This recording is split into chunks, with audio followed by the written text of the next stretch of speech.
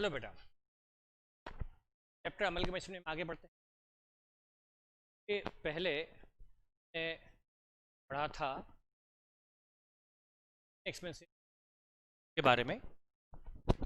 Liquidation expenses तक हम पढ़ चुके हैं कि लिक्विडेशन एक्सपेंस का ट्रीटमेंट क्या होता है, कहाँ होता है, कैसे होता है। ठीक है बेटा, अब हम एक क्वेश्चन सॉल्व करते हैं और वो क्वेश्चन है number 4। Y limited acquires the business of Z limited. ये स्टडी मॉडल का क्वेश्चन है, नोट्स में क्वेश्चन नंबर 4 है। तो एक अच्छा क्वेश्चन है क्वेश्चन नंबर 4 वाई लिमिटेड। तो बेटा स्टार्ट करते हैं। Y limited acquires the business of, बेटा इसको हम डिस्कस अच्छे से करेंगे और फिर इसको सॉल्व करेंगे। तो आपकी हैबिट वही होगी कि पहले समझेंगे और सॉल्यूशन देखेंगे और बाद में उसको खुद से सॉल्व करेंगे, फिर भले नोट कर लेना। तो वाई लिमिटेड, WYE, वाई मतलब सिंपल वाई नहीं, अल्फाबेट वाई नहीं, Y, WYE, Y limited acquires the business of Z limited whose balance sheet on December 96। Whose मतलब जेड की बैलेंस शीट दी है December 96 की, December 96 की बैलेंस शीट गिवन है। गुडविल दी है 2 लाख रुपीज। ये गुडविल जो जेड में है, ये जेड की पुरानी कोई परचेज गुडविल है। जेड की, जेड ने खरीदी होगी तभी उसकी बैलेंस शीट में आ रही है। लैंड है, प्लांट है, पेटेंट है, स्टॉक है, बुक डेट्स है, कैशियर बैंक है और अंडर राइटिंग कमीशन। ये बेटा पुराने ज़माने की बैलेंस शीट है। जब अंडर राइटिंग कमीशन यानी deferred revenue expenses balance sheet की असेट में आता था और धीरे धीरे राइट ऑफ होता था। जो पार्ट राइट ऑफ होता था वो जाता था पीएनएल में और जो बचता था वो बैलेंस शीट में आता था। ये बैलेंस शीट का वो पार्ट जो अभी तक राइट ऑफ नहीं हुआ, राइट ऑफ होना बाकी है। अब चूंकि जेड कंपनी तो जिसकी बैलेंस शीट दी है वही जनरली उसी का माइंड अप होता है, जो भी है आगे लिखा भी है। यदि ये कंपनी बंद होने वाली है तो ये एक्सपेंसेस यानी फिक्टिशियस असेट्स यानी ये लिक्विडेशन अंडरराइटिंग कमीशन एक एक्सपेंसेस है, डेफर्ड रेवेन्यू, ये इक्विटी शेयर होल्डर को बियर करने पड़ेंगे फाइनली। ये क्योंकि ये असेट नहीं, असेट साइड में एक ऐसा आइटम जो एक्सपेंसेस को रिप्रेजेंट करता है, डेफर्ड रेवेन्यू एक्सपेंसेस। तो ये ऐसी कोई असेट ही नहीं जो रियलाइजेबल हो। ये इसकी वैल्यू ज़ीरो, तो किसी असेट से, फॉर एग्जांपल कोई असेट है, पेटेंट, कॉपीराइट, इंटेंजिबल, उसकी वैल्यू ज़ीरो है, कुछ नहीं मिलेगा, पर वो रियलाइजेबल तो है ना, वो बेचा तो जा सकता था, बेचने जाने योग्य तो थी, पर मिलेगा जीरो अलग बात है। लेकिन ये तो असेट बेची ही नहीं जा सकती, it is not realisable at all, ये असेट ही नहीं है, तो फिर उसके रियलाइजेबल होने का तो क्वेश्चन ही नहीं आता। तो ये रियलाइजेशन अकाउंट में नहीं जाएगी बल्कि इक्विटी शेयर होल्डर में डेबिट होगी। तो अंडरराइटिंग कमीशन को हम कहाँ डेबिट करेंगे? इक्विटी शेयर होल्डर में डेबिट करेंगे। और क्यों, उसका रीज़न मैंने बता दिया। हाँ, गुडविल के बदले में भले जीरो मिलने वाला हो, लेकिन चूंकि रियलाइजेबल तो है ना बेटा, तो जाएगी रियलाइजेशन के डेबिट में, क्योंकि वो एक इंटेंजिबल असेट है। इधर आपकी इक्विटी कैपिटल के पहले प्रेफरेंस कैपिटल दी है ₹4 लाख, इक्विटी कैपिटल दी है ₹8 लाख, कैपिटल रिजर्व ये जाएगा इक्विटी शेयर होल्डर में, P&L ये भी जाएगा इक्विटी शेयर होल्डर में, डिवेंचर ये जाएंगे रियलाइजेशन में क्योंकि इसको परचेजिंग कंपनी ले जाएगी और बाद में इसके बदले पे कर देगी कुछ। इंटरेस्ट आउटस्टैंडिंग ऑन अबो, इस पर इंटरेस्ट देना बाकी है, देखते हैं इस इंटरेस्ट की लायबिलिटी का क्या होता है, या परचेजिंग कंपनी ले जाएगी या यहीं पे करेंगे। Workman compensation reserve, workman compensation reserve ₹8,000 और इसमें से एक्सपेक्टेड लायबिलिटी 5,000 की है। अब बेटा ये जो रिजर्व है 8,000 का, ये रिजर्व तो बनाया होगा पहले, कंपनी ने बनाया होगा कि किसी वर्कर का एक्सीडेंट हो जाए और उसे क्लेम देना पड़े, तो वो लॉस जो देना पड़े, वो क्लेम जो देना पड़ेगा वो कंपनी के लिए लॉस होगा। वो लॉस इस वर्कमैन कॉम्पनसेशन रिजर्व से सेट ऑफ कर लिया जाएगा। बेटा क्या होता है, कोई फैक्ट्री है, उसको एक डर रहता है कि कभी फैक्ट्री में एक्सीडेंट हुआ, 8-10 एक्सीडेंट मतलब 8-10 वर्कर को डैमेज हुआ, उनको हैवी क्लेम देना पड़ सकता है, तो वो क्लेम कंपनी के लिए लॉस होगा और वो लॉस जाएगा कंपनी के प्रॉफिट एंड लॉस में। और यदि वो लॉस एक साथ गया P&L में, तो कंपनी की उस साल की प्रॉफिट की पिक्चर अचानक से एकदम से डिस्टर्ब हो जाएगी, प्रॉफिट काफ़ी कम दिखाई देगा किसी एक साल में, और मार्केट में जब ये न्यूज़ आएगी कि कंपनी में प्रॉफिट कम हो गए, तो specially in case of public listed company, market rate कम हो जाएगा। लिस्टेड कंपनी में तो शेयर का रेट ही कम हो जाएगा मार्केट में, जिससे शेयरों को हेवी लॉस होगा रेट कम होने से। तो किसी एक साल के प्रॉफिट पर एक साथ इम्पेक्ट ना आए, ताकि मार्केट रेट एकदम से डिस्टर्ब ना हो, तो कंपनी क्या करेगी, जब ऐसा एक्सीडेंट नहीं हुआ तभी भी अपने P&L से थोड़ा रिजर्व बना देगी, वर्कमैन कॉम्पनसेशन रिजर्व एंट्री होगी P&L to workman compensation reserve. ये एक चार्ज है, मतलब कंपनी ने अपने प्रॉफिट से निकाल लिया। अब ऐसा हर साल कर रहे आ रही कंपनी करती रहेगी, हर साल प्रॉफिट का थोड़ा हिस्सा P&L से डेबिट करके वर्कमैन कॉम्पनसेशन रिजर्व में क्रेडिट करती रही होगी। अब यदि कभी लॉस हो जाता, क्लेम आ जाता, तो वो सारा क्लेम बजाय P&L में डेबिट करने के इस वर्कमैन कॉम्पनसेशन रिजर्व में डेबिट कर देते, तो P&L पर उसका इफेक्ट नहीं जाता, किसी एक साल की प्रॉफिट की पिक्चर डिस्टर्ब नहीं होती। तो उस लॉस का बर्डन एक साल पे नहीं, कई सालों पे फैलाने के लिए बनाया गया है वर्कमैन कॉम्पनसेशन रिजर्व, जो 8,000 है। ये बनाया गया चूंकि प्रॉफिट से है, तो प्रॉफिट तो शेयर होल्डर का होता है, और चूंकि कंपनी बंद हो रही है, तो ये रिजर्व वर्कर को ये रिजर्व इक्विटी शेयर होल्डर का है। वर्कर के एक्सीडेंट होने पर वर्कर को दिया जाएगा, ऐसा थोड़ा कि वर्कर को बांट देंगे। अब चूंकि नहीं हुआ तो ये इक्विटी शेयर होल्डर का, और हुआ तो वर्कर को देना पड़ेगा, और वर्कर को तो जो देंगे वो लॉस होगा, वो लॉस यहाँ में डेबिट होगा। तो ये वर्कमैन कॉम्पनसेशन रिजर्व कुछ नहीं कहा जाता, तो ये आता इक्विटी शेयर होल्डर में। पर इसमें 5 की लायबिलिटी एक्सपेक्टेड है, तो फिर ये लायबिलिटी जो 5 की एक्सपेक्टेड है, कंपनी पर कोई सूट फाइल हो गया होगा, कंपनी को 5,000 देना पड़ सकता है, तो उस केस में क्या होगा बेटा, कि जो कंपनी को देना पड़ सकता है ना 5,000, इसके लिए कंपनी क्या करेगी, अब वाइंडिंग अप के पहले, बुक क्लोज करने के पहले इस रिजर्व से लायबिलिटी क्रिएट कर देगी।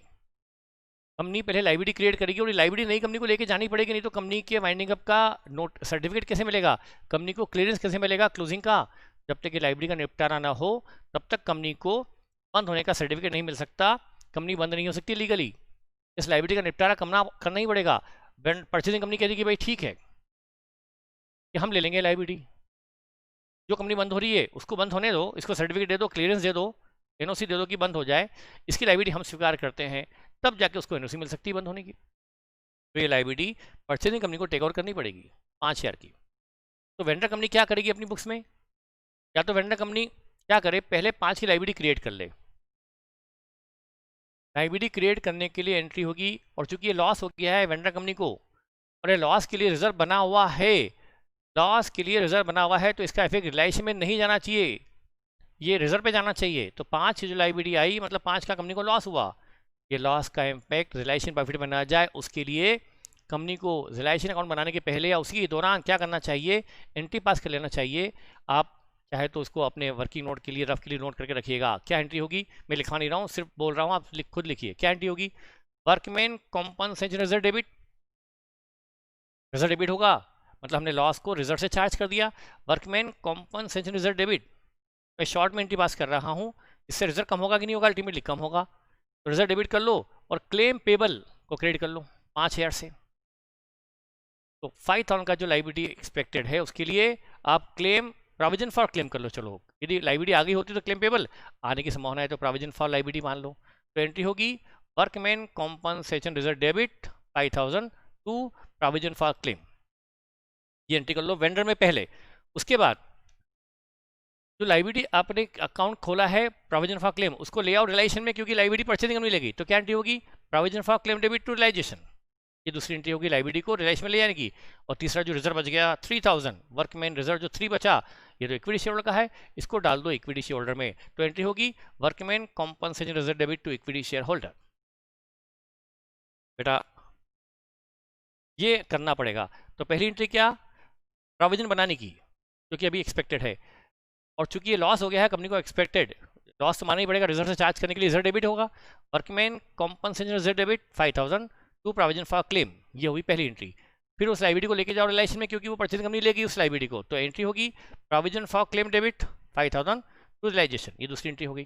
तीसरी जो रिजर्व बच गया वो डाल दो इक्विटी शेयर होल्डर में, तो तीसरी एंट्री होगी workman compensation reserve debit to equity share holder. ये बटा मैंने समझा दिया है अच्छे से, एंट्री लिखवा दी है। आप इसको ध्यान रखिएगा। क्रेडिटर परचेजिंग कंपनी ले जाएगी, इसको भी डाल दो रियलाइजेशन में। ये थी बैलेंस शीट। मैंने बैलेंस शीट के हर आइटम को अच्छे से एक्सप्लेन कर दिया है। अब वाई लिमिटेड, पहले मुझे पता था कि वाई कंपनी टेक ओवर करेगी। अब Y company was to take over all asset except cash. यहां साफ कह दिया कि वाई कंपनी सारी असेट लेगी लेकिन कैश नहीं लेगी। तो कैश वेंडर कंपनी में ही रहेगा। कैश जो है, कैश मतलब बैंक, 70,000 का जो कैश बैंक है वेंडर में, ये परचेजिंग कंपनी लेकर नहीं जा रही, ये वाई लिमिटेड लेकर नहीं जा रही, ये जेड में ही रहेगा। तो इस 70 का जो कैश जेड में रहेगा, इसमें से देखते हैं जेड कंपनी इस कैश का क्या करती है। एक्सपेंसेस करती है या वो इक्विटी शेयर को कैश बांट देती है, एट लास्ट क्या करती है वो हमको आगे बताएगा कि इस कैश का क्या हश्र आगे होगा। पर ये कैश परचेजिंग कंपनी लेकर नहीं जाएगी, और चूंकि ये कैश परचेजिंग कंपनी लेकर नहीं जाएगी तो ये कैश अकाउंट भी रिलायंस अकाउंट में नहीं जाएगा। रिलायंस में आप जानते हैं डेबिट में क्या आता है, जो असेट बिकी वो, और बदले में, और क्रेडिट में उसके बदले में क्या मिला। जब कैश हमने बेची नहीं तो पीसी में तो कैश के लिए कुछ वैल्यू बढ़ के मिलेगी नहीं, तो रिलायंस की क्रेडिट में पीसी में कैश के लिए कुछ आने वाले भी नहीं, तो ना रिलायंस में कैश जाएगी डेबिट में और ना पीसी में कैश के लिए कुछ मिलने वाला है। तो ये कैश अकाउंट वेंडर में खुला रहेगा और बाद में ये कैश इक्विटी शेयर को बांट दी जाएगी आफ्टर ऑल। देखते हैं इस कैश का क्या होता है। पर ये कैश अकाउंट वेंडर कंपनी में खुला रहेगा, ये रिलायंस अकाउंट। हाँ, यदि ये कैश भी बिक गई होती, ये भी परचेजिंग कंपनी वहाँ ले गई होती, तो हम क्या करते वेंडर में कैश को भी क्रेडिट करके, बैंक को भी क्रेडिट करके रिलायंस में डेबिट कर देते, क्योंकि ये असेट भी चली गई और बदले में पीसी हमको मिला होगा और पीसी क्रेडिट में आ ही जाता है। तो यहाँ पर लिखा है क्या, all asset except cash and all liability except for interest due on debenture, except for interest due on debenture, मतलब कैश भी नहीं लेगी है वाई लिमिटेड और इंटरेस्ट की लायबिलिटी भी नहीं लेगी है वाई। तो जो 12,000 का इंटरेस्ट ऑन डिवेंचर है, 12,000 का जो इंटरेस्ट ऑन डिवेंचर है, उसका क्या होगा, वो 12,000 का जो इंटरेस्ट ऑन डिवेंचर है वो इस कैश 70,000 से पे हो जाएगा। तो इंटरेस्ट की लायबिलिटी भी रिलायंस में नहीं जाएगी, बल्कि वो कैश अकाउंट से पे हो जाएगी। जब उसको पे ही कर देंगे तो रिलायंस अकाउंट में क्यों जाएगी। हाँ, और आपको लाना ही हो रिलायंस में तो पहले रिलायंस में ले आओ क्रेडिट में और फिर टू बैंक करके वहां पे कर दो। मतलब आप ये भी कर सकते हो कि जैसे ये आपका रिलायंस है, ये इंटरेस्ट की लायबिलिटी ये रिलायंस में, और ये कैश बैंक है 70,000। प्रीफर तो है कि आप ये 70,000 यहीं इंटरेस्ट पे कर दो ना, 12,000 कहीं पे कर दो, खत्म। सिंगल इफेक्ट देना है आपको, आप इसका पेमेंट कर दो। एंट्री क्या हो गई, इंटरेस्ट ड्यू जो क्रेडिट में पड़ा है तो एंट्री कर दो, interest due debit to bank, bank भी कम हो गया, इंटरेस्ट ड्यू भी कम हो गया। और आपको लगता है कि नहीं सर हम तो इसको रिलायंस में लाएंगे, तो पहले इस लायबिलिटी को भी यहाँ ले आओ, यहाँ बाय इंटरेस्ट ड्यू 12,000, और फिर बाद में इसको टू बैंक, यहाँ से 12 डेबिट करके यहाँ 12 क्रेडिट कर दो, कैश बैंक से क्रेडिट रिलायंस में डेबिट, तो 12 credit 12 debit, no impact on profit. तो आपके पास दो ऑप्शन है, जितने ऑप्शन ज़्यादा पड़ेंगे उतना कन्फ्यूजन तो बढ़ेगा बेटा, पर मेरी तो ड्यूटी बनती है मैं आपको दोनों बताऊं। तो मैं प्रेफर करूंगा या तो इसको डायरेक्टली पे कर दो कैश अकाउंट से, तो खत्म मामला, सीधे इंटरेस्ट ड्यू से डेबिट, कैश बैंक में क्रेडिट, तो खत्म। और यदि आप रिलायंस में लाते हो लायबिलिटी के रूप में तो फिर उसका पेमेंट भी आपको रिलायंस में दिखाना, क्योंकि ये कंपनी परचेजिंग कंपनी लेकर नहीं जा रही, तो पेमेंट वेंडर को ही करना पड़ेगा। ये वो कोरोना वाली खांसी नहीं है बेटा, ये बोलने वाली खांसी है। फिर तो परचेजिंग कंपनी वाई ना कैश बैंक लेके जाएगी और ना इंटरेस्ट ऑन डिवेंचर की लायबिलिटी लेके जाएगी। फिर एंड टू पे द फॉलोइंग अमाउंट, तो परचेजिंग कंपनी वाई क्या क्या पे करेगी वो नीचे दिया हुआ है। नंबर 1, बहुत ही ध्यान से पढ़ना पड़ता है बेटा इसमें, क्वेश्चन अमेलगमेशन में और हर चैप्टर में। ₹2 lakh 7% debenture of 100 in Y limited for the existing debenture in Z limited. आप ध्यान से नहीं पढ़ोगे ना तो डाउट पे डाउट आते रहेंगे, व्हाट्सएप आप करोगे मुझे, एक बार ध्यान से सुन लिया तो नहीं आएगा doubt. ₹2 lakh 7% debenture of 100 each in Y for the existing debenture in Z. जो जेड के एग्जिस्टिंग डिवेंचर हैं वो भी 2 लाख रुपीज़ के हैं, उनके लिए वाई कंपनी अपने डिवेंचर दे रही है 7% वाले ₹2 लाख। तो ₹2 लाख 7% डिवेंचर ये किसके हैं? रुपीज 2 लाख 7% डिवेंचर इन वाई के 2 लाख वाले डिवेंचर, वाई के रुपीज 2 लाख वाले। तो ये 2 लाख रुपीज क्या है? वो डिवेंचर जो वाई कंपनी दे रही है जेड के डिवेंचर होल्डर को, उनकी फेस वैल्यू। इससे आप नंबर ऑफ डिवेंचर निकाल लो। नंबर ऑफ डिवेंचर कितने हो गए? रुपीज 2 लाख डिवेंचर मतलब 2 लाख की फेस वैल्यू वाले डिवेंचर हमेशा ऐसे ही होगा। तो यहाँ पर नंबर ऑफ डिवेंचर कितने दे रही है? 2000। फिर for the purpose each debenture of Y is to be treated as worth 105। Okay, और जो डिवेंचर दिए जा रहे हैं वो तो क्वेश्चन ने ऊपर स्पेसिफाई कर दिए, दे दिए। मुझे पता है कि इसमें आप व्हाट्सएप डाउट पे डाउट मुझे रेस करोगे, लेकिन जवाब आपको यही वीडियो में मिल जाएगा। मैं कहूँगा वीडियो फिर से देखो। ऊपर उन्होंने क्वांटम दे दिया है कि परचेजिंग कंपनी वाई अपने रुपीज 2 लाख वाले डिवेंचर दे रही है, तो यहाँ नंबर ऑफ डिवेंचर निकालना हमारा हेडेक नहीं रहा, उन्होंने दे दिया है। कन्फर्म है कि 2000 डिवेंचर दे रही है 100, और हर डिवेंचर जो वाई का दिया जा रहा है उसकी मार्केट वर्थ 105 है। वाई के एक डिवेंचर की वर्थ 105 है, मतलब वाई का डिवेंचर 105 का मानकर इशू किया जाए, मतलब ये इशू हो गया प्रीमियम पर। बेटा बहुत ही टेक्निकल पॉइंट है ये वाला, यहाँ से देखना पड़ेगा, और इसके लिए मैं कुछ नहीं कर सकता, ये क्वेश्चन टू क्वेश्चन डिपेंड करता है। आप उस क्वेश्चन को इसमें सर ऐसा था नहीं, हर क्वेश्चन अलग अलग होता है। ये क्वेश्चन अपने में आप में इंटायरली डिफरेंट है, और अपने आप में ये इकलौता क्वेश्चन है इस तरह का कि नंबर ऑफ डिवेंचर दिए हैं। अच्छा, यहाँ पर इशू तो हो गया एट प्रीमियम ऑफ 5%, बस रिडम्पशन किस पे हो रहा है? जेड के डिवेंचर वालों का। वो डिवेंचर 2 लाख है, उनको यदि 2 लाख के बदले 2 लाख ही मिले तो रिडम्पशन एट पार, 2 लाख के बदले उन्हें ज़्यादा मिले तो एट प्रीमियम, और उन्हें 2 लाख के बदले कम मिल रहा है तो उनका रिडम्पशन डिस्काउंट हुआ। देखना है यहाँ क्या हुआ। ये तो तय है कि वाई कंपनी अपने डिवेंचर 2000 इशू कर रही है जिनकी फेस वैल्यू 2 लाख है, और हर डिवेंचर की वर्थ 2 लाख 105 है।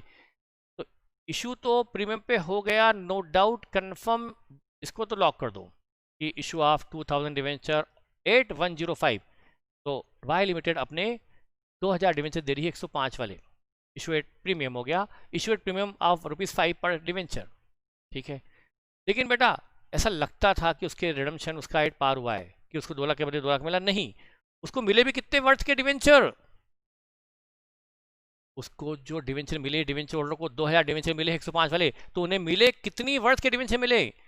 उन्हें भी उनकी पॉकेट में, यदि वो जो डिवेंचर उन्हें मिलेंगे 2000, यदि वो मार्केट में बेचने जाएंगे, वेंडर कंपनी जेड के डिवेंचर होल्डर यहाँ से 2000 डिवेंचर उनको प्राप्त होंगे, वो 2000 डिवेंचर यदि वो जेड के डिवेंचर होल्डर मार्केट में बेचने जाएंगे तो उन्हें कितना मिलेगा? हर डिवेंचर पे 105 मिलेगा ना बेचने पर, तो उनको कितनी वर्थ के डिवेंचर मिले? 210। तो उनको 2 लाख के बदले 210 मिला है, 2 लाख के बदले उन्हें 210 मिला है, तो यहाँ प्रीमियम पर है रिडम्पशन, या रिडम्पशन भी प्रीमियम पे है। सुनकर आपको चक्कर तो आए हैं, आने दो, सीए है, इंटरमीडिएट है, और ये सबसे टेक्निकल चैप्टर माना जाता है अमलगमेशन। कभी सीए फाइनल के स्टूडेंट से पूछना, बताएगा कि भाई अमलगमेशन कोई लॉलीपॉप या कोई हलवा नहीं है, अच्छा खासा टेक्निकल चैप्टर है। तो बेटा आपको कुछ न कुछ नई चीज़ सीखने को मिलेगी, फिर से सोचना। हाँ, यहाँ पर बच्चे, बेटा यहाँ 2 लाख जो है debenture holder of Y 2 lakh, यदि उनको नए डिवेंचर इशू 105 के हो रहे हैं तो नंबर ऑफ डिवेंचर उनको मिलने कितने थे? 2 लाख डिवाइड बाय 105। उनको डिवेंचर यदि मिले होते 1904.76 डिवेंचर मिले होते, फ्रैक्शनल डिवेंचर इशू नहीं होते, मैं जानता हूँ बेटा, पर 2 मिनट के लिए, यदि उनको 1904 डिवेंचर मिले होते 105 वाले, तो हम जरूर कहते कि इशू तो एक प्रीमियम है, लेकिन उन्हें 1904 डिवेंचर 1904 डिवेंचर मिले हैं 105 वाले, मतलब उन्हें 2 लाख मिला है, तो 2 लाख के बदले 2 लाख ही मिला, तब हम कह सकते थे कि उन्हें एट पार रिडम्पशन हुआ है। 2 लाख के बदले 2 लाख ही मिला है, रिडम्पशन एट पार हुआ है। और क्वेश्चन बनाने वाले की चतुराई, उसने हमें कह दिया कि हम ये जो डिवेंचर होल्डर हैं, डिवेंचर होल्डर ऑफ जेड, जो जिनकी वैल्यू 2 लाख है, इनको हम हमारे 2000 डिवेंचर दे रहे हैं। अब 2000 क्वांटम दिया या निकालना है? नंबर ऑफ डिवेंचर वाई कितने इशू करने वाली वो निकालना नहीं है, दिया हुआ है ₹2 लाख बोला है ना, ₹2 लाख, ₹2 लाख 7% डिवेंचर का मतलब ही क्या हुआ? ₹2,07,000 डिवेंचर मतलब 2 लाख की फेस वैल्यू वाले होता है। तो 2,000 डिवेंचर 105 वाले दे रही है, ये तो डिसाइडेड है, मतलब दे रही है 210, तो इन्हें मिल भी रहा है 210। तो ये इशू तो प्रीमियम पे है, नो डाउट, लेकिन इन्हें चूंकि 2 लाख के बदले 210 मिल रहा है, तो यहाँ रिडम्पशन भी प्रीमियम पर है 10,000 की। फिर ध्यान से सुने समझे, डाउट पहले खुद एनालाइज करें, उसके बाद हम डिस्कस करेंगे, मतलब आप उसके बाद मुझे डिस्कस कर सकते हैं, ठीक है। तो ये अच्छा, ये पेमेंट जा रहा है परचेजिंग कंपनी द्वारा डिवेंचर होल्डर के लिए, it will not become part of PC, क्योंकि हम पीसी में क्या जोड़ते हैं, जो परचेजिंग कंपनी द्वारा दिया जा रहा हो for share holder, equity share holder हो या प्रेफरेंस, उनके लिए जो कुछ दिया जाए वो पीसी में जुड़ता है। डिवेंचर होल्डर के लिए जो डिवेंचर दिए जा रहे हैं पीसी का ऐसा नहीं बनेंगे। For each preference share in Z, for each preference share in Z ₹10 in cash, हर प्रेफरेंस शेयर को 10 रुपये कैश देंगे, and 1.9% preference share and 1.9% preference share 100 each in Y. Preference share holder को 10 रुपये तो नकद देंगे प्रति शेयर, और उन्हें 100 रुपये वाला शेयर भी देंगे, एक के बदले एक, मतलब उनको एक शेयर के बदले 110 मिल जाएगा ना। कैसे? 10 रुपये नकद कैश और 100 का शेयर भी मिल गया, तो उन्हें हर एक शेयर के बदले 110 मिल गया, मतलब उनका रिडम्पशन प्रीमियम पे हुआ, उन्हें 10% ज़्यादा मिला, ये भी देखेंगे। पर ये पीसी का हिस्सा बनेगा, क्योंकि जो केस दिया जा रहा है ये भी शेयर होल्डर के लिए है, प्रेफरेंस शेयर होल्डर के लिए है, और जो शेयर्स दिए जा रहे हैं प्रेफरेंस शेयर वो भी प्रेफरेंस शेयर होल्डर के लिए हैं। तो शेयर होल्डर के लिए जो कुछ दिया जाए उसका एग्रीगेट ही पीसी होता है।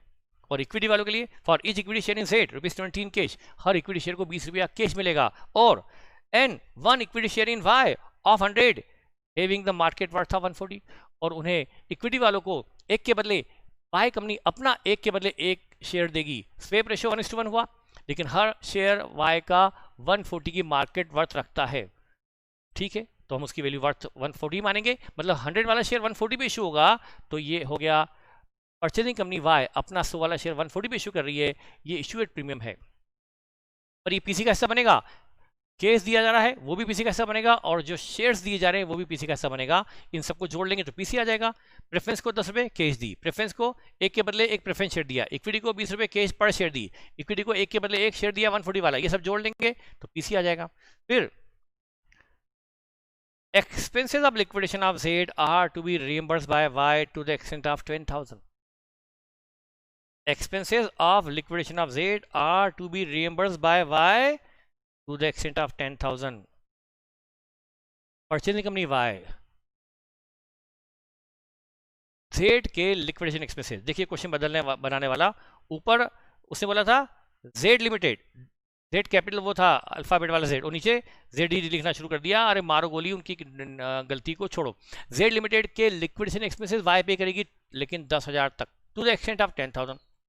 परचेजिंग कंपनी मान लो वाई है मेरी, आपकी कंपनी है जेड, हमने आपको बोल दिया भाई तुम्हारे लिक्विडेशन एक्सपेंस पे करेंगे हम, और तुम तो अनाप शनाप खर्चे करने बैठ जाओगे। यदि हमने कहा कि सारे खर्चे तुम्हारे हम पे करेंगे लिक्विडेशन के, तो तुम तो फॉरेन टूर लगा दोगे एक्सपेंस लिक्विडेशन के नाम पर, कि हमारे तो पार्टी वहाँ पर है लिक्विडेशन के लिए वहाँ जाना है, ऐसा थोड़ा करेंगे हम इतने। तो बेटा हमने कह दिया कि तुम्हारे लिक्विडेशन एक्सपेंस हम पे करेंगे, लेकिन up to the extent of 10,000, उसके ऊपर तुम जानो 10 से ऊपर करोगे तुम्हारा एक्चुअल में खर्चे कितने हुए 12,500, तो 12,500 में से 10,000 तो वाई बियर करेगी और 2,500 जेड बियर करेगी।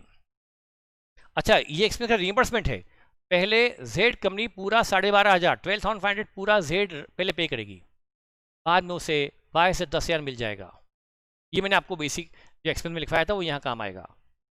फिर Y limited valued land and building at 550, जो लैंड बिल्डिंग यहाँ पर लिखी हुई है 4 लाख में, वेंडर में तो 4 लाख पर है, वेंडर में तो अकाउंट 4 लाख भी क्लोज होगा यदि बुक क्लोजर करना है, तो परचेजिंग में जब उसको रिकॉर्ड करेंगे तो 550 भी रिकॉर्ड करेंगे, क्योंकि वाई ने उसको 550 का माना है, और प्लान मशीनरी को 650 भी रिकॉर्ड करेंगे, और पैटेंट को 20 भी रिकॉर्ड करेंगे, और बाकी जो असेट्स है स्टॉक डेटर उनको सबको बुक वैल्यू भी रिकॉर्ड करेंगे।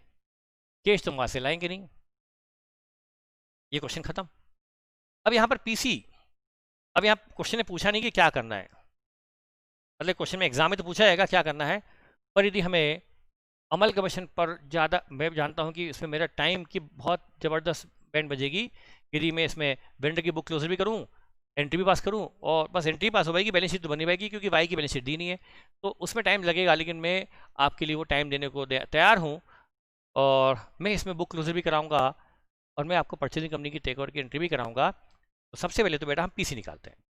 पीसी असेट का रिवाइज वैल्यू भी दिया हुआ है कि कौन कौन सी असेट किस किस पर है।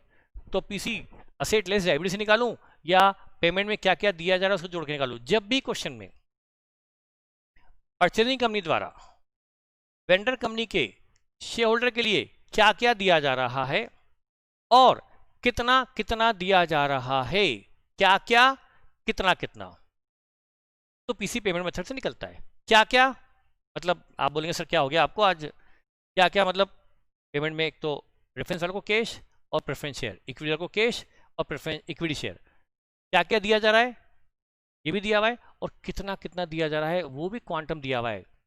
कैश रेफरेंस वालों को 10 रुपया पर शेयर और इक्विटी वालों को 20 रुपया पर शेयर, प्रेफरेंस वालों को एक के बदले एक शेयर 100 वाला और इक्विटी वालों को एक के बदले एक शेयर 140 वाला, क्या क्या और कितना कितना। जब ये जवाब अवेलेबल हो इन सबको जोड़कर पीसी पेमेंट मेथड निकल जाता है। तो पीसी निकलेगा पेमेंट मेथड से।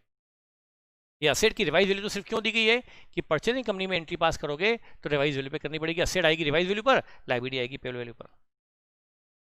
अब यहां पर पीसी जब भी पेमेंट मेथड से होता है तो डिफरेंस में जब एंट्री पास करते हैं तो देखते हैं वहां क्या होगा, वो उस वक्त देखेंगे। चलिए तो ये क्वेश्चन बड़ा शानदार वाला है जिसको हम अब स्टार्ट करते हैं। तो सबसे पहले क्या करें बेटा, इसके अंदर क्वेश्चन तो आपके सामने है ना। अब इस क्वेश्चन को हम करना स्टार्ट करते हैं।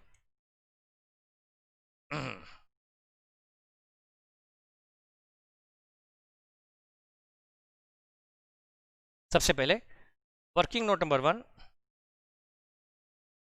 Calculation of purchase consideration.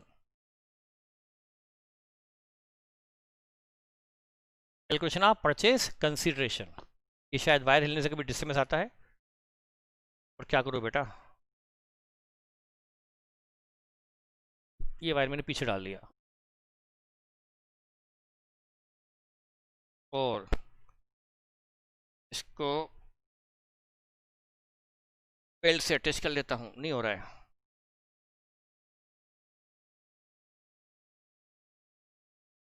ठीक है बेटा, कैलकुलेशन ऑफ परचेज कंसीडरेशन। बेटा इसमें यदि आपको सिर्फ पीसी क्वेश्चन पूछा हो तो हम पीसी की डेफिनेशन लिखेंगे। मैंने आपको डेफिनेशन लिखाई है, मैं बोल देता हूँ, लिखवाना बार बार पॉसिबल नहीं। PC means aggregate of shares debenture और any other security issued and payment made in cash और in any other form by purchasing company for the shareholder of vendor company. Purchasing company द्वारा vendor company के shareholder के लिए share issue किए गए हों या cash दिया गया हो, उसका एग्रीगेटिव पीसी होता है। लेकिन जो यहाँ पर डिवेंचर होल्डर के लिए डिवेंचर दिए गए ये पीसी में नहीं आएगा क्योंकि वो डिवेंचर होल्डर के लिए है। डिवेंचर होल्डर के लिए दिया गया डिवेंचर पीसी में नहीं आएगा और लिक्विडेशन एक्सपेंसेस जो पे करेंगे वो भी पीसी में नहीं आएगा क्योंकि it is not for share holder. तो पीसी में वही आएगा एनीथिंग फॉर शेयर होल्डर। तो हम यहाँ निकालेंगे फॉर प्रेफरेंस शेयर होल्डर।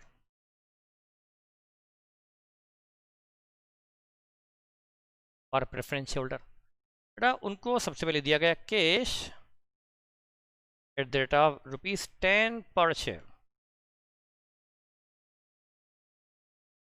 10 पर शेयर ऑन बेटा प्रेफरेंस शेयर कितने हैं, वाई जेड लिमिटेड के प्रेफरेंस शेयर बेटा ₹4 लाख, ₹4 लाख है और एक शेयर कितने का है ₹100 वाला ऑन 4000 शेयर्स। ये पीसी हो गया 40,000 का फॉर प्रेफरेंस होल्डर। ये कैश आएगी प्रेफरेंस वालों के लिए और प्रेफरेंस वालों को ही दी जाएगी, इससे लिक्विडेशन एक्सपेंस वगैरह पे नहीं होंगे। और इनको एक के बदले एक शेयर तो 4000, एक के बदले एक तो 4000 के बदले 4000। नाम क्या है जो नया शेयर दे रहे हैं उसका नाम है नंबर, मतलब उसका परसेंटेज ही नाम होता है 9% preference, 4000 comma 9% preference share shares at the rate of, और कुछ नहीं कहा गया तो 100 वाला शेयर 100 यानी 8 पार इशू होगा, 100 ईच। ये 4 लाख, ये हो गया पीसी फॉर प्रेफरेंस होल्डर। अब ये ए हो गया। अब B PC for equity share holder.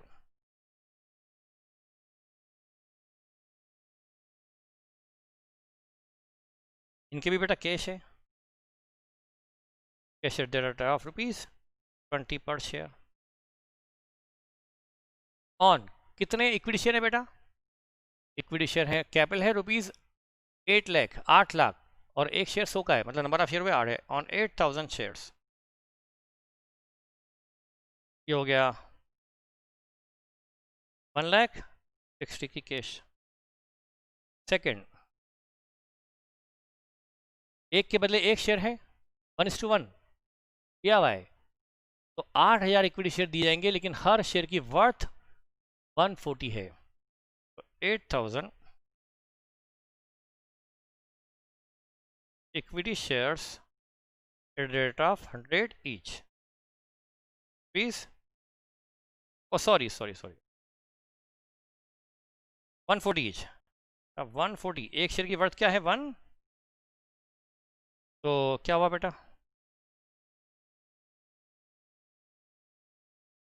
8000 into 140, 1120।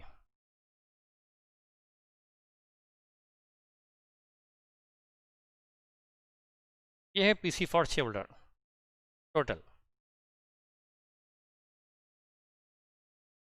440 plus 160 plus 1120, 17,20,000।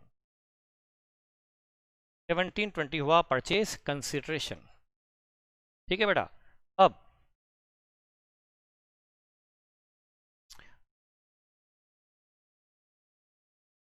ये नोट की जरूरत बेटा, एग्जाम में यदि सिर्फ आपके पास टाइम हो या क्वेश्चन में ज़्यादा सिर्फ कुछ ही लिमिटेड पूछा हो, तो आप नोट लगा सकते हो।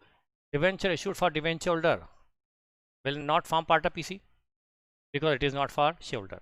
या फिर और डिटेल में लिखना हो तो debenture issued for debenture holder and liquidation expenses payable ₹10,000 will not form part of PC because it is not for share holder. लिखना हो तो लिखो, नहीं तो मत लिखो। क्या? Debenture issued for debenture holder and liquidation expense of ₹10,000 payable to Z will not form part of PC because this is not for shareholder। Share holder को नहीं दिया जा रहा है, इसलिए वो पीसी का हिस्सा नहीं बनेगा, है ना बेटा। यही दिया जा रहा है शेयर होल्डर के लिए, ये पीसी का हिस्सा बनेगा, इसको जोड़ लिया, पीसी निकाल लिया। अब ये तो हुआ पीसी। क्वेश्चन से पूछा नहीं, हम अपने हिसाब से जो जो हमें करना है वो कर ले। अब देखिए बेटा,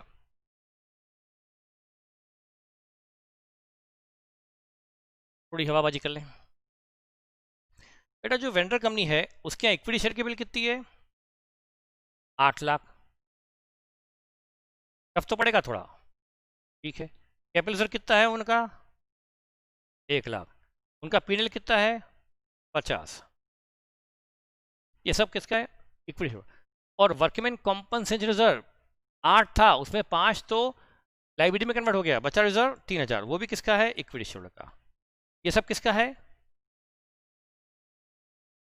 ये सब माइंड स्ट्रेचिंग एक्सरसाइज है, सब इक्विटी शेयर का है। Capital reserve, PNL, workman reserve 3 बचा ना, वो तो।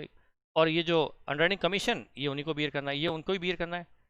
तो बुक्स में कितना आ रहा है इक्विटी शेयर फंड 8 और 1 9, 9 50, 9 53 -40, 9,13,000 बुक्स में आ रहा है। यह है equity share holder fund as per books.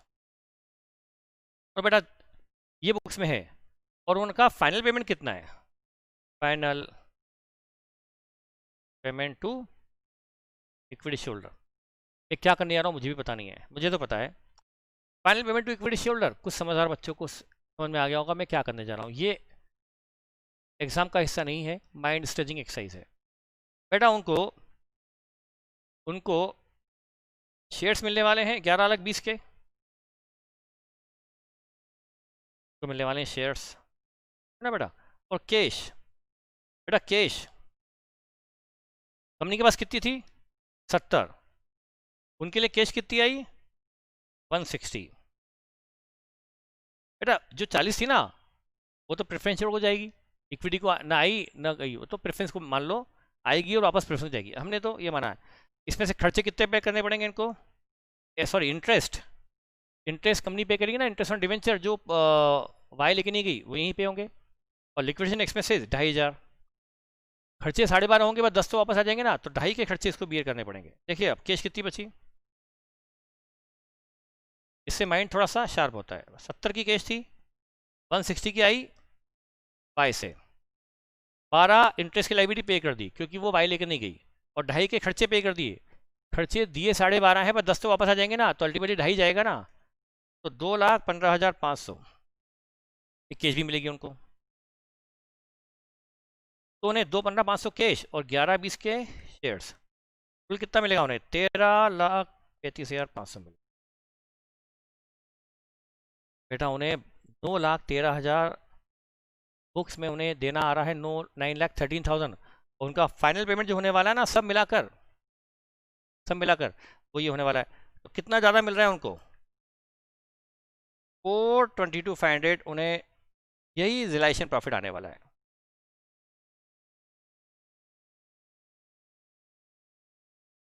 यही क्या है, रियलाइजेशन प्रॉफिट। बेटा ये वेरिफिकेशन एग्जाम का हिस्सा नहीं है, आपको भी ये दुस्साहस नहीं करना है, ये वही कहा जाएगा। जस्ट हमारे कुछ बच्चे बहुत ही एनर्जेटिक, बहुत ही कॉन्सेप्चुअल स्ट्रांग, उनके लिए मैंने ये बता दिया वेरिफिकेशन की क्या रियलाइजेशन प्रॉफिट आने वाला है। बुक में इक्विटी शेयर की वर्थ आ रही है 9,13,000 और उन्हें फाइनल पेमेंट ये मिलने वाला है। अब बेटा ये आप मुझसे व्हाट्सएप में मत पूछना कि सर कैसे आया, सब मैंने समझा दिया, सब कुछ इसमें क्लियर है। ये तो एक वेरिफिकेशन हो गया, रिलेशन प्रॉफिट वेरिफिकेशन।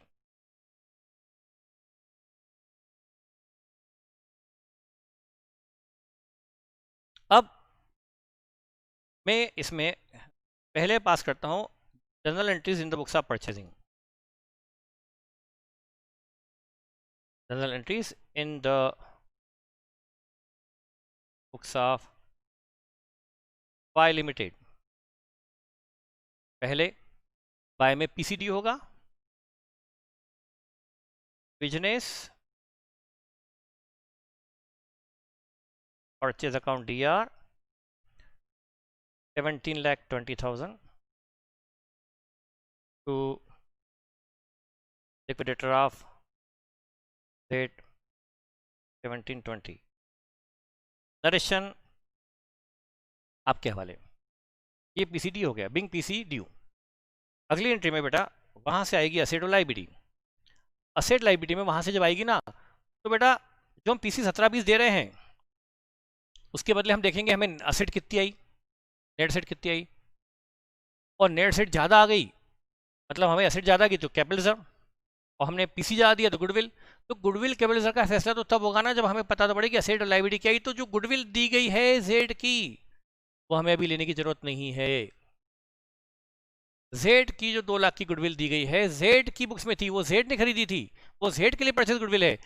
हम तो वाए हैं ना, हमने वो गुडविल 2 लाख की जो थी उसकी वर्थ जरूरी थोड़ा कि आज भी 2 लाख रही हो। गुडविल की वैल्यू हर साल बदलती है, इसलिए गुडविल का वैल्यूशन होता है हर साल, उसको राइटअप भी करते हैं तो हर साल वैल्यू चेंज होती है। तो 2 लाख की गुडविल, देखिए बेटा मैंने आपको भी कहा था कि जो असेट लैंड की वैल्यू रिवाइज दी है, प्लान की रिवाइज दी है, पेटेंट की रिवाइज दी है, वो रिवाइज पे लेंगे, और बाकी असेट को बुक वैल्यू पे लेंगे, लेकिन गुडविल को बुक वैल्यू पे नहीं लेंगे, क्योंकि गुडविल और बाकी असेट में फर्क है। डेटर के लिए कुछ नहीं कहा, बुक वैल्यू पे ले लो। स्टॉक के लिए कुछ नहीं कहा, बुक वैल्यू पे ले लो। लेकिन गुडविल के लिए कुछ नहीं कहा तो बुक वैल्यू पे मत लो। जब तक क्वेश्चन न कहे ना कि goodwill also at book value, या गुडविल को भी बुक वैल्यू लेना है, या सारी एसेट को बुक वैल्यू लेना है, तब अलग बात होती। पर यहाँ गुडविल के लिए कुछ अलग से कहा नहीं गया, तो गुडविल को आप बुक वैल्यू मत लो, बल्कि वो हमारा बैलेंसिंग फिगर हो सकता है इसकी वैल्यू बढ़ गई हो सकता है वैल्यू कम हो गई हो सकता है हमने पीसी ज़्यादा दे दिया हो तो गुडविल बढ़ के आ जाए, हो सकता है पीसी कम दिया हो तो कैपिटल आ जाए। तो जरूरी नहीं कि गुडविल ही हो, तो गुडविल को छोड़ दो। हाँ, लैंड बिल्डिंग को लो। मेरी बात को ध्यान से सुनना, उसके बाद मुझसे डिस्कस करना व्हाट्सएप पर, मुझे कोई दिक्कत नहीं डिस्कस करने पर सुनने के बाद उसमें कुछ आर्ग्यूमेंट हो तो जरूर बोलना। लैंड बिल्डिंग की वैल्यू है 550, प्लांट मशीनरी की वैल्यू है 650 रिवाइज वैल्यू, पेटेंट की रिवाइज वैल्यू क्वेश्चन ने दी है 20, सिर्फ 20। तो 3 असेट तो ले ली रिवाइज वैल्यू पर, लेकिन बेटा इसके बाद स्टॉक के लिए कुछ नहीं कहा तो बुक वैल्यू, क्रेडिटर के लिए कुछ भी नहीं कहा, 180 as it is. Cash bank तो वहाँ से लाई नहीं, वहीं छोड़ के आए। अब गुडविल वहाँ से गुडविल भी नहीं लाएंगे, वो हमारा बैलेंस फिगर होगी, क्योंकि उसकी वैल्यू क्या है, वो बैलेंस फिगर है। तो हमें कैसे लिख दें 2 लाख, हो सकता है 2 लाख से कुछ ज़्यादा आ जाए, हो सकता है 2 से कम आए, या गुडविल आई नहीं, जीरो हो जाए, उल्टा कैपिटल आ जाए। तो हम कैसे लिख दें अभी से गुडविल 2 लाख? वो तो उसकी खरीदी हुई थी जेड की, हमने कितने में खरीदी हमें क्या पता, वो तो अब आएगा ना। To trade creditor 120, to provision for claim,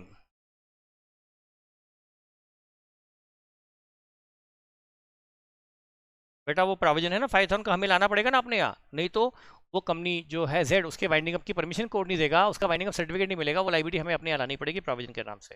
और चूंकि अभी एस्टिमेटेड है, इसलिए हमने उसको क्लेम पेबल नहीं लिखा, प्रोविजन फॉर क्लेम लिख दिया।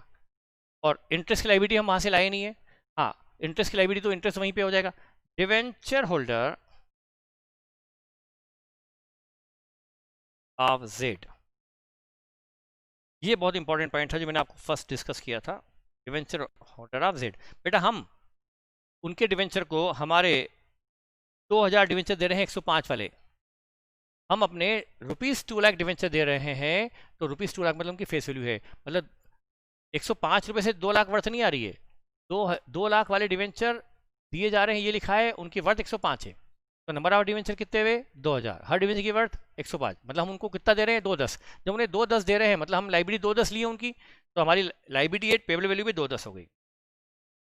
अब आप कहें से समझ में नहीं आया, आप 10 बार सुनो, कहूँगा मैं यही, आप यदि ध्यान से सुनेंगे समझेंगे तो आएगा। आपके कुछ और लॉजिक हो, आपका कुछ और हो, तो आप उसको मुझे पहले एक्सप्लेन करो कि सर आप क्या सोचते हो, आपके हिसाब से क्या होना चाहिए। पर मैं बोल रहा हूँ कि जब यहाँ पर नंबर ऑफ डिवेंचर इशू निकालने हैं या दिए हुए हैं, वाई कंपनी कितने डिवेंचर इशू करेगी वो दिया हुआ है, निकालना है, पहले इस बात पर ध्यान देना कि वाई कंपनी का एक डिवेंचर 105 का है कंफर्म, और वाई कंपनी अपने कितने डिवेंचर देने वाली है वो निकालना है, या दिया हुआ है वो दिया हुआ है, इस बात का ध्यान देना बेटा। उसके बाद मुझसे डिस्कस करना। ₹2 लाख 7% डिवेंचर दिए जा रहे हैं, तो ₹2 लाख डिवेंचर मतलब क्या हुआ, 2000 डिवेंचर 105 वाले हो गए। उन्हें मतलब हम जो दे रहे हैं वो 210 दे रहे हैं, हम 210 तभी देंगे ना जब हमने उनकी लाइबिलिटी को 210 पे लिया होगा, मतलब उनके 2 लाख डिवेंचर की वर्थ भी हमने 210 मानी होगी, उनको हम प्रीमियम पे रिडीम करने वाले होंगे, तभी तो उनको 210 दे रहे हैं हम। यदि हमें उन्हें 2 लाख ही देना होता, 2 लाख के बदले 2 लाख ही देना होता, तो हम अपने 105 वाले 105 वाले 1906 डिवेंचर इशू करते ना, वो जो मैंने निकाले थे 2000 क्यों इशू करते, हमें पता है हमारी डिवेंचर की वर्थ 105 है। यदि उनको हम 2 लाख के बदले 2 लाख ही देना होता, तो 2 लाख डिवाइड बाय 105, हमें उनको 1904 डिवेंचर देने पड़ते। हम क्यों दे रहे हैं 2000 डिवेंचर, हम 2000 डिवेंचर इसलिए दे रहे हैं कि उनके जो डिवेंचर हैं उनको भी 210 देना होगा, इसलिए हमें 210 देने के लिए 105 वाले हमारे 2000 डिवेंचर इशू हो रहे हैं। तो लाइबिलिटी टेकन ओवर 210 है। 2 डेट क्रेडिटर ले आए, प्रोविजन फॉर क्लेम ले आए, डिवेंचर की लाइबिलिटी ले आए, इंटरेस्ट लाएंगे नहीं क्योंकि वहीं पे हो गया, बस रिजर्व तो लाते नहीं है। 2 बिजनेस परचेज 1720। अब देखेंगे यदि ज़्यादा दिया तो गुडविल, कम दिया तो कैपिटल रिजर्व। अब पता पड़ेगा गुडविल है या कैपिटल है। गुडविल है तो कितनी, वो हमारा बैलेंसिंग फिगर है, तो हम जब बैलेंसिंग फिगर है तो वो 2 लाख को कैसे मान ले कि वो वैल्यू नोन है। तो हम स्टार्ट करते हैं 550 की asset plus 650 plus 20 plus 150 plus 180, asset आई 1550 की एसेट आई, माइनस 120 की लाइबिलिटी, नहीं हाँ 120 की लाइबिलिटी क्रेडिटर की, 5 की लाइबिलिटी वर्कर की एक्सपेक्टेड, 210 की लाइबिलिटी 210 की डिवेंचर होल्डर की। नेट एसेट आई है 12,15,000, 12,15,000, और हमारी एसेट आ रही है 12,15,000 नेट, और हम पीसी पे कर रहे हैं 17,20,000, 5,05,000 ज़्यादा। तो बेटा गुडविल 5,05,000 है, कि यहाँ गुडविल 2 लाख रही होगी, उसने जो गुडविल खरीदी थी 2 लाख रही होगी, पर हम उसको जो पे कर रहे हैं शायद इस दौरान उस जेड की कोई मार्केट वर्थ बढ़ गई, उसका कुछ प्रॉफिटेबिलिटी बढ़ गई होगी, हम उसको गुडविल के लिए 5,05,000 पे कर रहे हैं, ये हो गया balancing figure 5,05,000। Is it okay, goodwill यहाँ होगी बैलेंसिंग फिगर। कोई असेट तो नहीं छूटी, लैंड आ गया, प्लांट आ गया, पेटेंट आ गया, स्टॉक आ गया, डेटर आ गया, कैश हम ला नहीं रहे, ट्रेड क्रेडिटर आ गए, वर्कर की लाइबिलिटी प्रोविजन के नाम से आ गई, और डिवेंचर की लाइबिलिटी 2 आ गई, और पीसी आ गया 17,30,000। 1720 था ना बेटा, ठीक है। और गुडविल आ गई 5,05,000। अब हम डिवेंचर को पे कर दें, डिवेंचर होल्डर ऑफ वेट 10, उसके लिए हम हमारे 7% डिवेंचर इशू कर रहे हैं, ₹2,00,000,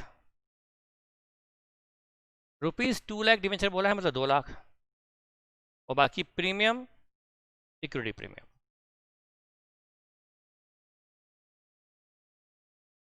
10,000। ये हो गया उनके 2,10,000 के पेमेंट के लिए। हमने अपने 2,000 डिवेंचर इशू किए 105 वाले, तो ये इशू भी प्रीमियम पे था। आप डिवेंचर के बारे में आराम से बहुत बार देखेंगे, समझेंगे, तब समझ में आएगा। ऐसा नहीं कि एक बार देखा और सर व्हाट्सएप कर दिया, सर हमको समझ में नहीं आया। बेटा मैं कैसे समझाऊंगा व्हाट्सएप पे, जो वीडियो पे समझ में नहीं आ रहा व्हाट्सएप पे कैसे बता पाऊंगा। इसलिए आप पहले 1 नहीं 2 नहीं 3 बार 4 बार मेरी बात को सुने, क्योंकि समझ में तो उसी बातों से आएगा जो मैं यहाँ बोल रहा हूँ, वही बातें मैं दोहराऊंगा, समझ में उसी से आएगा, कोई नई चीज़ नहीं बताऊंगा। ठीक है, अब यहाँ पर हम अब उसके लिक्विडेशन एक्सपेंस पे करेंगे। उसके लिक्विडेशन एक्सपेंस हम 10,000 पे कर रहे हैं ना, उसने किए 12,500, 12,500, पर हमने क्या कहा था कि हम 10 तक रिम्बर्स करेंगे, तो हम एंट्री करेंगे गुडविल डेबिट 10,000, बैंक 10,000। नरेशन में क्या आएगा, being liquidation expenses of Z paid to Z limited, या रियम्बर्स टू जेड लिमिटेड, बस। और चूंकि एक्सपेंसेस हमने पे किए, इससे हमारी बिजनेस खरीद की कॉस्ट बढ़ गई, तो हम उसको कहाँ डेबिट करते हैं, गुडविल में। ये मैं आपको बेसिक बता चुका हूँ। बस अब हमको क्या करना है, पे करना है लिक्विडेटर को,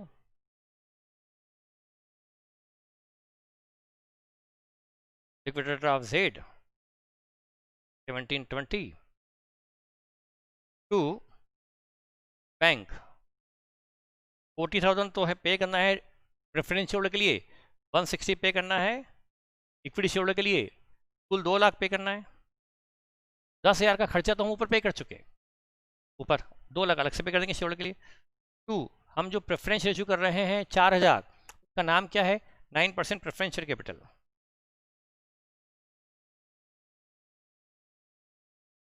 प्रेफरेंस शेयर कैपिटल इस 4 लाख, 4,000 शेयर 8 पार। इक्विटी शेयर इशू कर रहे हैं 2 equity share capital,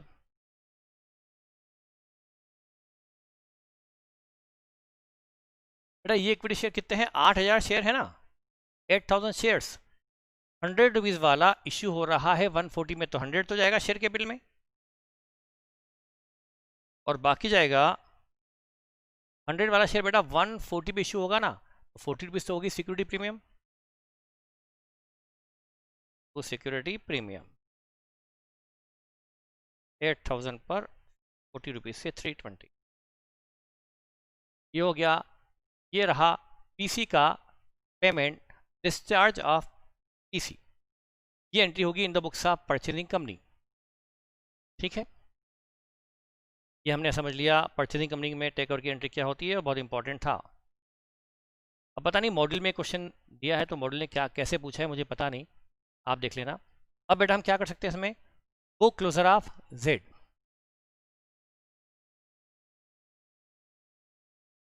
book closure of Z, तो करूं बुक क्लोजर भी, समझ लो ना, book closure of Z limited. Concept clear करना है हमें, कोई ऐसा थोड़ा है कि कोर्स निपटाना ही है, निपटाना होता तो फिर हम बहुत था, परचेजिंग कंपनी में एंट्री हो गई खत्म। हमने बनाया रियलाइजेशन, मेरा पर्पस आपको चैप्टर पर ग्रिप बनाना है, चैप्टर को कॉन्सेप्चुअली क्लियर करना है। टफ क्वेश्चन है ये, अच्छा क्वेश्चन है ये। हमने बनाया रियलाइजेशन,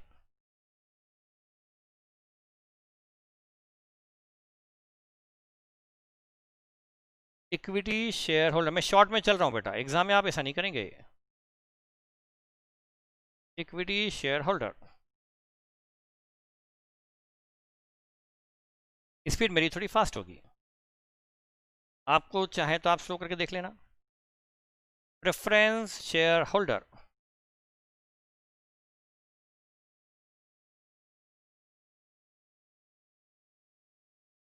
बच्चे बोलते रहते हैं सर वीडियो हम देख नहीं पाते हैं, और बोलते सर कोर्स कब खत्म होगा। अरे भाई वीडियो तो देख नहीं पा रहे हो और कोर्स खत्म होने की बात करते हो। हाँ, और कैश एंड बैंक भी खुलेगा क्योंकि ये वो लेकर नहीं जा रहे हैं। बुक क्लोजर का बड़ा शानदार क्वेश्चन है बेटा ये।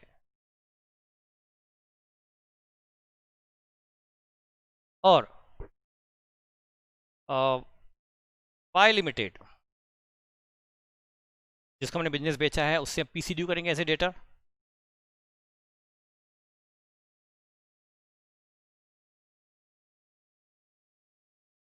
बेटा इतना टाइम तो मुझे अकाउंट खोलने में लग गया। और वाई से मिलने वाला है 9% preference shares of Y, preference shares of Y ये मिलेंगे हमें। ये भगवान मैं कब तक करूँ ये लाइनें, ऐसी मैं तो पटा ऐसे करता हूँ बस। ये देखो मैंने मक्कारी शुरू कर दी। फिर हमें क्या मिलेगा, equity shares of Y, equity shares of Y, ये भी मक्कारी, ये मुझे इक्विटी शेयर ऑफ वाई मिले बस। और चाहूँ तो वर्कमैन कॉम्पनसेशन रिजर्व भी खोलूँ, workman compensation reserve.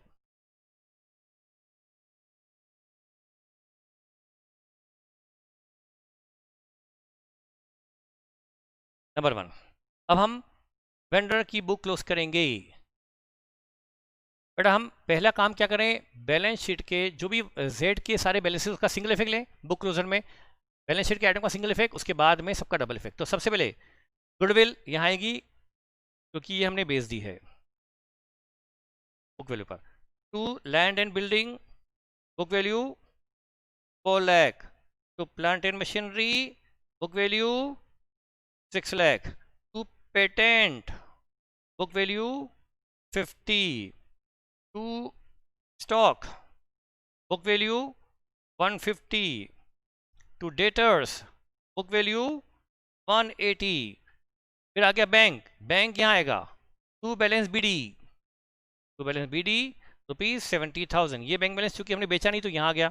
Underwriting commission जाएगा इक्विटी शेयर के डेबिट में, टू अंडरराइटिंग कमीशन, ये हमने इक्विटी शेयर से चार्ज कर दिया।